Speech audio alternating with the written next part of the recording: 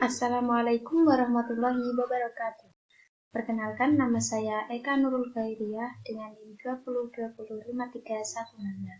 Nah, di sini saya akan mempresentasikan dasar akuntansi mengenai jurnal umum.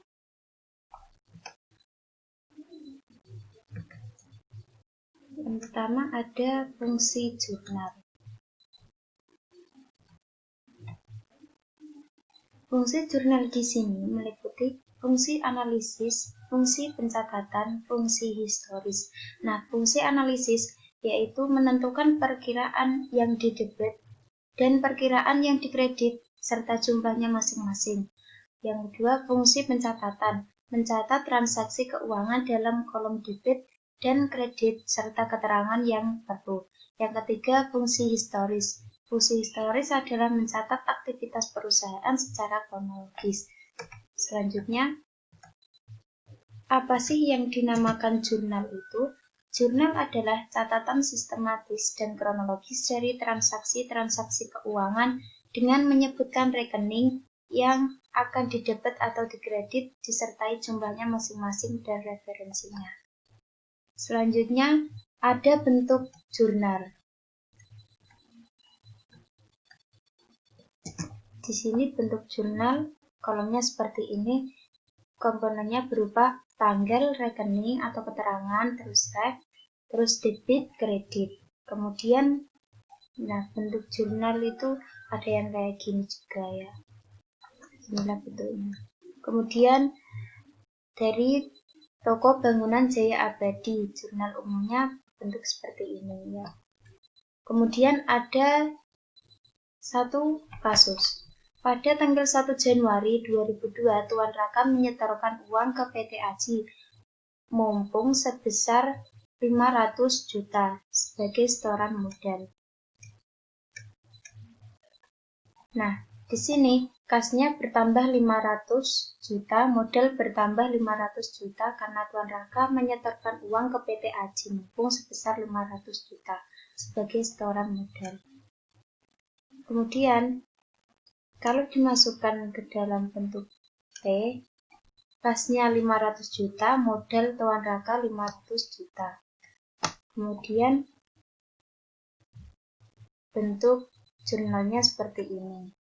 Nah, kas masuk ke akun, debitnya 500 juta, kemudian modal Tuan Raka masuk ke kredit 500 juta. Selanjutnya, kasus yang kedua, pada tanggal 5 Januari 2002, perusahaan membeli sebuah mobil seharga 150 juta secara tunai. Nah, kendaraan bertambah 150 juta. Kemudian kas berkurang 150 juta. Lalu dimasukkan ke bentuk jurnal. Kendaraan 150 juta, kas 150 juta. Kemudian 150 juta ini masuk ke akun dengan keterangan kendaraan, kemudian dimasukkan ke debit 150 juta, kemudian kas masuk ke kredit 150 juta. Selanjutnya, pada tanggal 6 Januari 2002 membeli mesin fotokopi seharga 50 juta secara kredit. Peralatan bertambah 50 juta, hutang bertambah 50 juta. Kemudian dimasukkan ke dalam jurnal peralatan 50 juta, hutang dagang 50 juta. Nah, akunnya peralatan masuk ke debit 50 juta, kemudian hutang dagang masuk ke kredit 50 juta.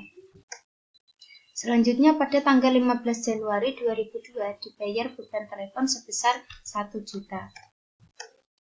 Biaya telepon bertambah 1 juta, kas berkurang 1 juta, kemudian beban telepon 1 juta, masuk ke debit, kemudian kas masuk ke kredit 1 juta. Selanjutnya pada tanggal 18 Januari 2002 diterima pendapatan dari jasa fotokopi sebesar 8 juta. kasnya bertambah 18 juta, pendapatan bertambah 8 juta. Nah, kasnya 8 juta, pendapatan 1 juta. Akun kas masuk ke debit sebesar 8 juta, kemudian pendapatan masuk ke kredit sebesar 8 juta. Pada tanggal 26 Januari 2002 dibayar asuransi sebesar 750.000. Terjadi biaya asuransi pada tanggal 26 Januari ya, sebesar 750.000, kasnya berkurang 750.000. Beban asuransinya 750.000, kasnya 750.000. Kemudian akun beban asuransi masuk ke debit sebesar 750.000, kemudian kas masuk ke kredit 750.000. Selanjutnya pada tanggal 21 Januari 2002, perusahaan telah menyelesaikan jasa fotokopi sebesar 5 juta, tetapi uangnya belum diterima. Nah, benarnya seperti ini. Piutang atau tagihan bertambah sebesar 5 juta, pendapatan juga bertambah sebesar 5 juta. Piutangnya 5 juta, pendapatan 5 juta. Piutang masuk ke debit 5 juta, pendapatan masuk ke kredit sebesar 5 juta. Selanjutnya pada tanggal 5 Maret 2002 Tuan Rangga menyetorkan uang ke perusahaan sebesar 50 juta. Kasnya bertambah 50 juta, modal bertambah 50 juta. Kemudian tanggal 5 Maret ini ya, 5 Maret 2002 kas masuk ke debit 50 juta, kemudian modal Tuan Rangga masuk ke kredit 50 juta. Kemudian pada tanggal 7, perlengkapan bertambah 2 juta, kasnya berkurang 2 juta. Akunnya masuk perlengkapan. Nah, perlengkapan itu masuk ke debit, kemudian kasnya masuk ke kredit 2 juta. Selanjutnya pada tanggal 15, kendaraan bertambah 90 juta, kasnya berkurang 10 juta, hutangnya bertambah 80 juta. Kendaraan bertambah berarti masuk ke debit sebesar 90 juta. Kemudian kas masuk ke kredit 10 juta, hutang juga masuk ke kredit sebesar ini ya, 80 juta. Kemudian pada tanggal 17, peralatan bertambah 30 juta, kas berkurang 30 juta. Peralatan masuk ke debit sebesar 30 juta, kemudian kasnya masuk ke kredit 30 juta. Pada tanggal 22, biaya telepon bertambah 500.000, kas berkurang 500.000. Kemudian biaya telepon masuk ke debit 500.000, kasnya masuk ke kredit 500.000. Selanjutnya pada tanggal 25, hutang berkurang 3 juta, kasnya berkurang 3 juta. Hutang masuk ke debit 3 juta, kemudian kasnya masuk ke kredit 3 juta. Kemudian pada tanggal 26, kasnya bertambah 10 juta, pendapatan bertambah 10 juta. Kasnya masuk ke debit 10 juta, pendapatan masuk ke kredit 10 juta. Selanjutnya pada tanggal 27, piutang bertambah 25 juta, peralatan berkurang 25 juta. Piutangnya masuk ke debit 25 juta, peralatan masuk ke kredit 25 juta. Selanjutnya pada tanggal 29, beban gaji bertambah 2 juta, kas berkurang 2 juta.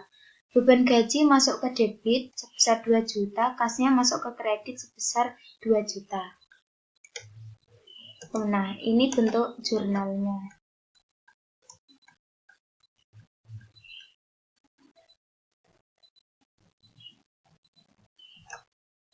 Ini ya.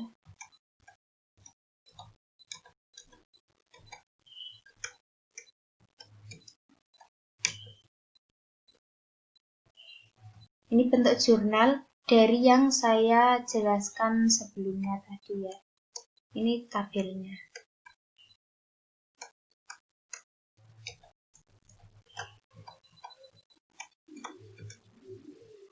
Nah, selesai. Terima kasih. Semoga dengan yang saya sampaikan tadi bisa bermanfaat. Kurang lebihnya, saya mohon maaf yang sebesar-besarnya. Assalamualaikum warahmatullahi wabarakatuh. Ketemu lagi di episode selanjutnya.